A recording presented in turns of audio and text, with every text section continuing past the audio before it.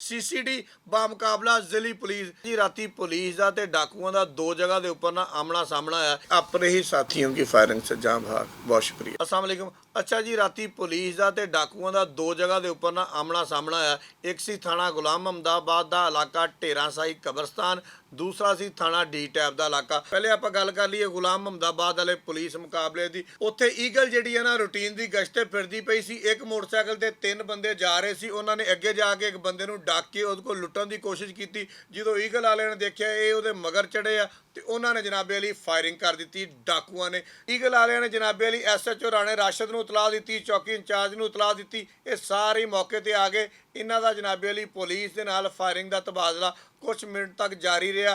Firing का तबादला रुकिया तो इन्हों पता लगा कि एक नामलूम डाकू जिहड़ा ना वो जख्मी हालत दे विच पिया होया वा।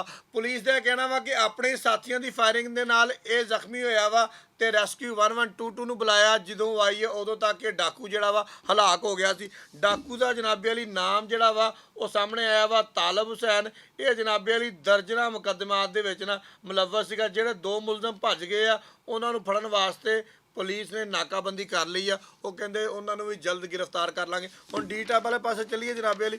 डी टैप भी एक पुलिस मुकाबला होया वा। इन्हां दा ये कहना वा कि एक बंदे नूं असीं लैके जा रहे सीगे, उहदे साथियों ने आके छड़ा लिया वा। जो छड़ा के भज्जे आ असीं जनाबे अली 15 ते कॉल की आ, नाकाबंदी हो गई है। लागे साडे भी कोई गश्त कर रही सी टीम, वो आ गई आ, आमना सामना हो गया वा, फिर फायरिंग हुई है। ये बंदा भी अपने ही साथियों की फायरिंग के नाल जख्मी होया वा। जो इसका रिकॉर्ड चैक किया वा इत्ते भी जनाबे अली अन्नेवाह मुकदमे आ। जिहड़े इहनूं छड़ा के लै गए सीगे उन्हां दे खिलाफ भी कार्रवाई की जा रही है। पुलिस का कहना वा जल्द गिरफ्तार कर लाँगे। हुण जनाबे अली आपां आने आ CCD बामुकाबला जिली पुलिस। CCD अपना काम करती पई सी। उन्होंने आंदियां ही चंगे सुथरे खड़ा किए ते फैसलाबाद दे विच नहीं पंजाब दे विच एक बारी लाला लाला पै गई कि CCD फैसलाबाद बहुत काम करती पई है। हुण मुकाबले दे विच साडी जिली पुलिस भी आ गई है। इन्हां दा कहना कि मुकाबला पूरा करांगे। असल दे विच यह मुकाबला होना चाहिए वा कि जुर्म नूं किस तरह मुकाना वा, मनशियात कित्थे विकदी पई आ, कातल कित्थे लुकिया होया वा, डकैती कित्थे हो रही है।